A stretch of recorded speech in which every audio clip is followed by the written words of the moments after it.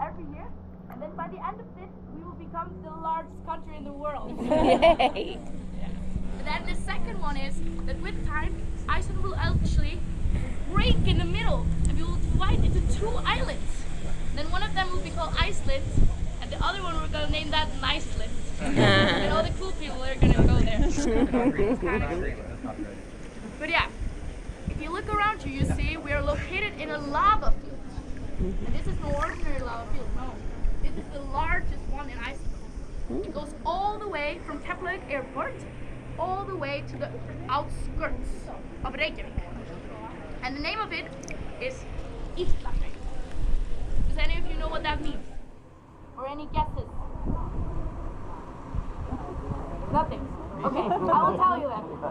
It actually translates to the evil lava field. Which is quite interesting. We also have 2 theories for that, why that is. The first one is because the Vikings came here in the year 900. But the lava field was created by nature in 1226. The Vikings were actually here when the earth opened up and all the lava came to the surface. It must have been scary. They probably thought it was like the beneath. So that's why they named it the evil lava field. Then we have the second theory, which is because the lava is so razor sharp and it must have been hard for them to cross it. It also has some cracks, so it can be very dangerous. And I mean, the Vikings had to travel by their foot, or if they were rich, maybe by a horse, or if they were crazy, they would use their sheep. And it was hard and dangerous, so that's why they named it evil lava. But yeah, like I mentioned earlier, here in Iceland we have a lot of earthquakes. As a matter of fact, alongside the tectonic ridge where we are right now, it's not uncommon to experience over 200 earthquakes a day. But the earthquakes are so small and deep in the earth that we can't really feel them. But it's still kind of cool that you can go home and tell your friends that you survived over 200 earthquakes in Iceland, right? The last time I remember feeling earthquake was 2 years ago, and that earthquake was 2.7. And I was in a Zoom class back in Reykjavik where I live, and we were talking about earthquakes, so it was kind of cool, but it was a little bit scary. Then we had a second one, and that one was also kind of scary, and then it just kept coming. And by the 20th one, I was just trying to make coffee, and it was a little bit annoying, you know. But we here in Iceland, we are well aware of these earthquakes, so all our buildings are designed to be able to survive like 8 on magnitude scale. For example, the building over there, that is designed to be able to handle 8, which is a lot. So if you ever feel an earthquake here, just try to enjoy it. But you might be wondering, my favorite part is actually the water you're bathing in right now.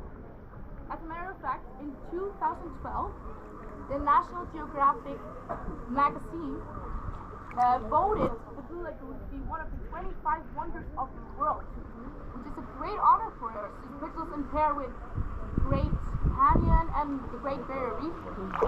But you might be wondering, what is so special about this water anyway? Well, let me tell you. The first one is salt. The water you're bathing in is 70% seawater. And there is a reason why people put bath salts in the water, but because the salt has soothing effects on your skin and your mind, and it's just really nice. The second one is the bathing temperature. So the water is actually heated naturally in the ground by the volcanoes. And when it comes up, it's at 40 degrees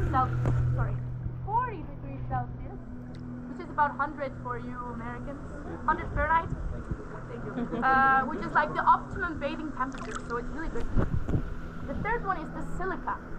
So if you look around you, you will see the white, weird part on the rocks over there.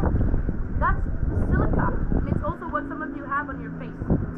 It's the main mineral in the water, and it's proven to have a cleansing effect on the skin. And it's also the reason why the water is white, because of the silica makes it white, and then the sky reflects it and makes it blue. Fun fact. And then the fourth one is the algae. This water contains a bio-blue-green algae, which is really cool because it stimulates the collagen, so it has an anti-aging effect. And also this algae keeps the water clean, so it eats all the bacteria. So for example, if you would spill your beer into the water, the algae would just eat it up. I have a really good time doing so. Thank you for laughing at that. Me when you.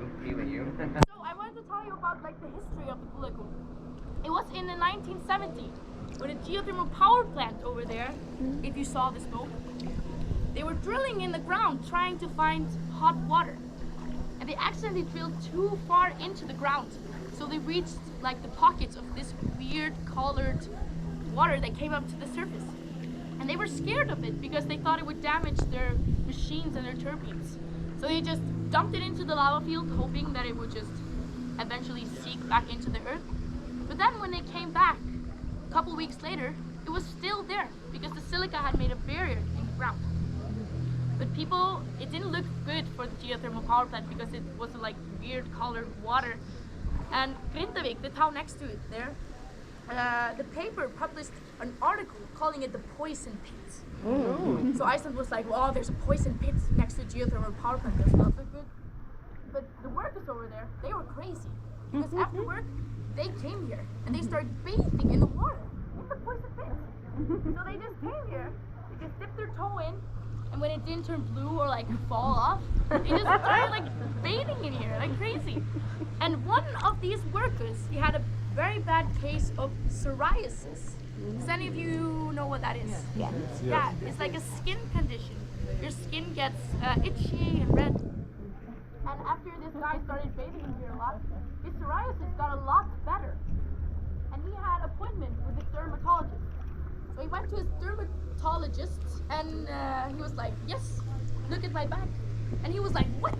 Because it had gotten so much better. So he was like, my guy, what have you been doing? And then he said, I've been bathing in the poison pit. He was like, what? The poison pit? So the dermatologist was like, what? So he was a little bit skeptical of this, like any dermatologist would be. So he came here and he took some samples of the water, he did some tests, and then he realized that it was actually had very good health benefits. So what he did was he bought the place. Oh, And brilliant. people were like, what are you doing? Are you buying the poison pit, Grimur Simonsson? That was his name. And then a couple of years later, he changed the name to the Blue Lagoon and he opened it as a spa, as well as a health clinic. So people with psoriasis, they can come and bathe in here for free. But anyway, he is still our CEO today. Oh. This is pretty cool. Lastly, I wanted to speak to you about the elves. Like I told you earlier, my name is Álfheiður, which means an honorable elf, because my mom is a big elf believer. Does anyone here believe in the elves? Yeah. Yes? Not the Icelanders? That's okay. It said it's about 40%. Don't quote me on that one. But yes, when they were building the lava restaurant over there, back in 2004, it was supposed to take about 1 year, but it was going very badly and it had been 2 years of trying to take the lava away. But the machines, they just kept breaking down and nothing was working. So they called some mechanics to come and look at it. And they were like, I don't understand why this is not working. It should be working, it's not working. But then the mechanics said as a joke, maybe it's like the elves. But the workers here were so desperate, they wanted to finish this project. So they actually called the elf specialist of Iceland, because yes, we have one, Erla Sigurdóttir. So yeah, she came to the Blue Lagoon. She said as soon as she came in here, she felt like the evil presence. She went into the lava field and she sat down on like a red carpet with candles. She spoke like gibberish to the elves for a couple of hours, like.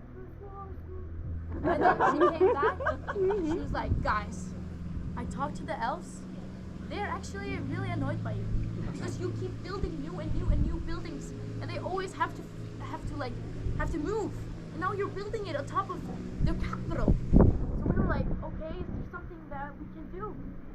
Then she said, I'll talk to them. She went back.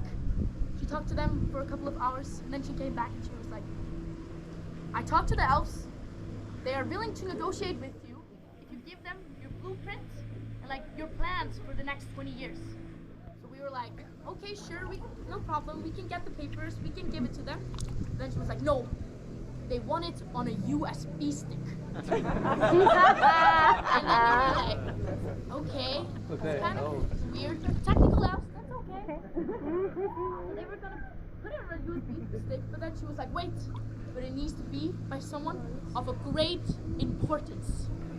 And they were like, okay. So they thought about it, like, who do we have? We don't have a Beyonce. You know, Björk was busy doing something, other elf things. So they decided to call the president of Iceland. So they went to the phone book, found his name, president at the time, Ólafur Ragnar Grímsson. They called him and they were like, hello, Mr. President, can you come tomorrow to the Blue Lagoon to deliver the USB stick to the elves? And the president was like, say no more. Because luckily, he was a big elf believer himself. The next day, he came here in his presidential suit. He cut the ribbon, he walked with the USB stick, and he delivered it into the lava field. And then the next day, everything started working and they could finish the lava restaurant. Isn't that cool? And you can even, thank you. And if you don't believe me, you can even go yourself. Really look at it at the lava restaurant because it is true. I hope I made you into elf believers. Thank you so much for listening to my story time.